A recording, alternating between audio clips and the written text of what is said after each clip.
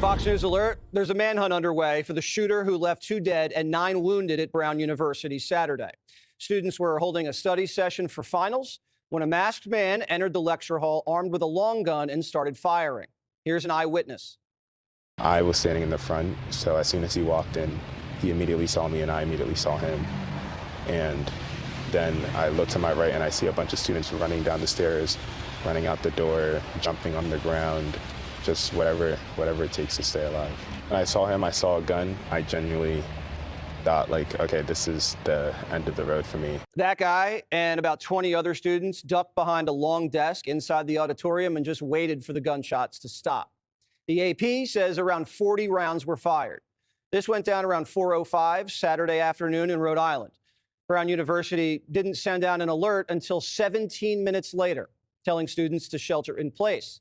And not a single one of the sirens on campus went off. Apparently, the Providence police and campus safety officers didn't make it to the scene of the crime in time to apprehend the shooter. At 6 a.m. the following day, Brown lifted the lockdown. One of the victims was 19-year-old sophomore Ella Cook. She was the vice president of Brown's Republican Club, an Alabama native who was a devout Christian. Her pastor described her as a tremendous bright light, and she may have been the most prominent Republican on campus. Brown's considered the most liberal of all the Ivy League schools, so any members of the college Republicans would be very well known. The family of Ella Cook, the Alabama young woman who was a sophomore, has been told that she was the target of what happened at Brown. I have no idea whether that's true. And the other thing is, if the police are telling Brown students that they are safe, they don't have to shelter in place anymore, but they don't have a suspect in custody, I think that also suggests that this was some kind of targeted attack. Well, we haven't confirmed that yet, but Primetime's investigating. We're also hearing that the shooter may have screamed something before he opened fire. We haven't confirmed that, and police have been very coy. CBS is reporting that investigators had to restart the investigation after early missteps that cost them several hours. As things stand tonight, Rhode Island doesn't seem to have any leads. The FBI is offering a $50,000 reward for any tips that could lead to an arrest.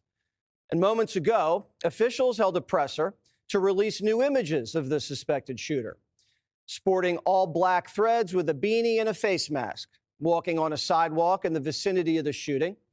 This was recorded a couple hours before the shooting, so it looks like it was premeditated and this person was casing the area. These are the clearest surveillance videos that we have so far, and there's not much to go on.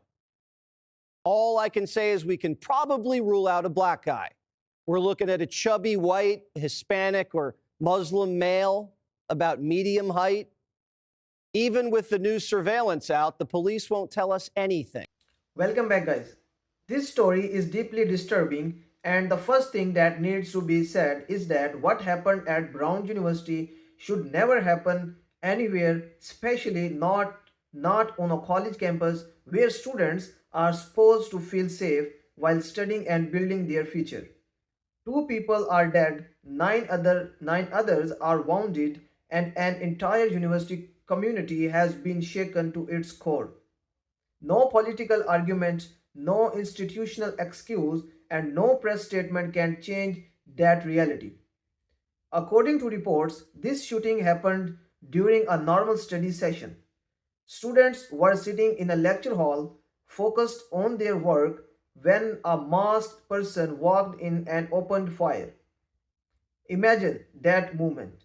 1 second you are reviewing notes or listening to a classmate, and the next second there is gunfire, screaming and total panic.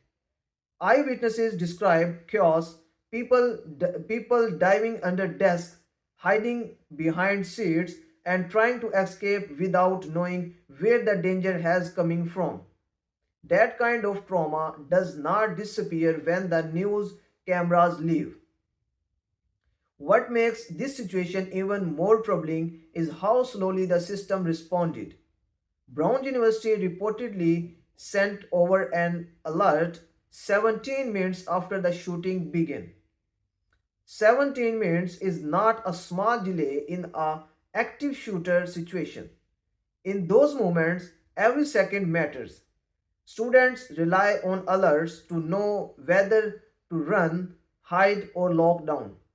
The fact that campuses sirens did not activate at all raises serious questions about preparedness.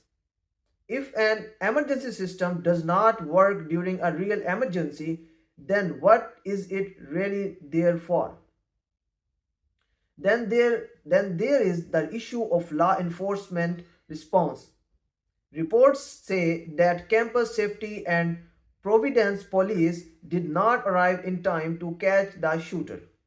Once again, this is not about blaming individual officers on the ground, but about looking at the system as a whole.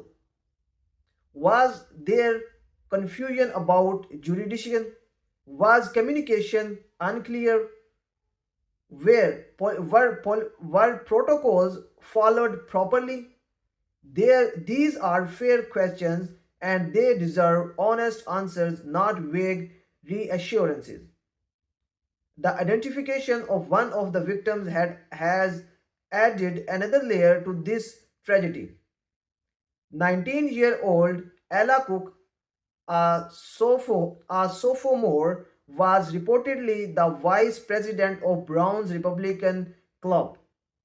Some have suggested she may have been a target. That claim has not been fully proven and it must be handled carefully. But even the responsibility raises concerns. If a student may have been targeted because of political involvement, that should alarm everyone regardless of political beliefs.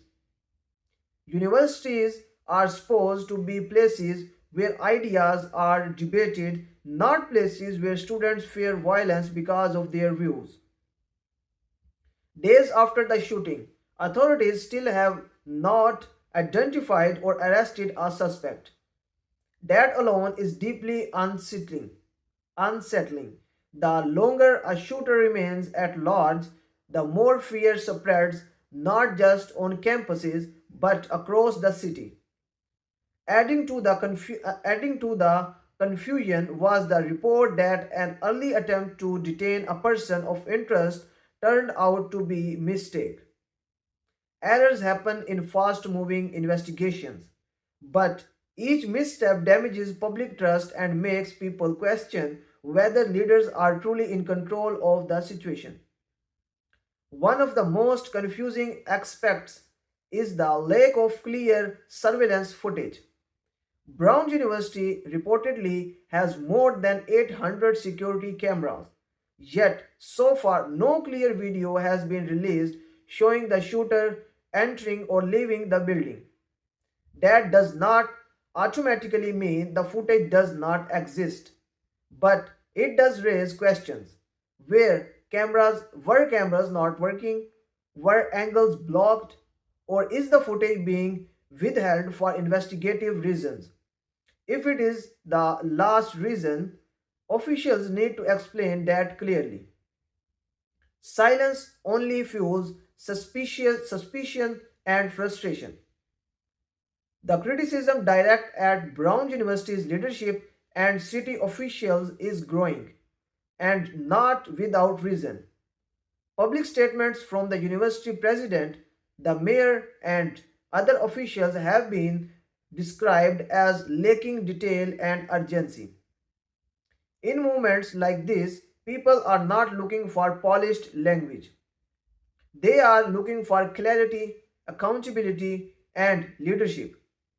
Saying we are investigating over and over again is not enough when parents are afraid to send their children to class. The FBI's decision to offer a $50,000 reward for information shows how serious this case is. It also suggests that investigators may be struggling to get the break they need.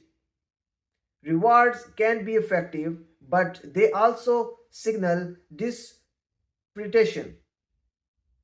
Local officials are now under intense pressure, and that pressure will not go away until real answers are provided. This case touches no bigger issues that go beyond on university. It raises questions about campus security, emergency response systems, transparency from leadership, and the responsibility institutions have to protect students. It also reminds us that when violence happens, it is not just a headline. It leaves behind families who have lost loved ones, students who will never forget what they saw, and, and communities that no longer feel safe. At the end of the day, people are not asking for perfection.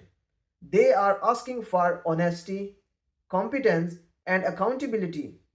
They want to know what went wrong, what is being done to fix it, and how officials will make sure this never happens again. Until those questions are answered clearly and trustfully, the anger and fear surrounding this case will only grow. And the least we owe the victims is the truth delivered without excuses, delays, or empty words. Thanks for watching my video. I will see you in the next video.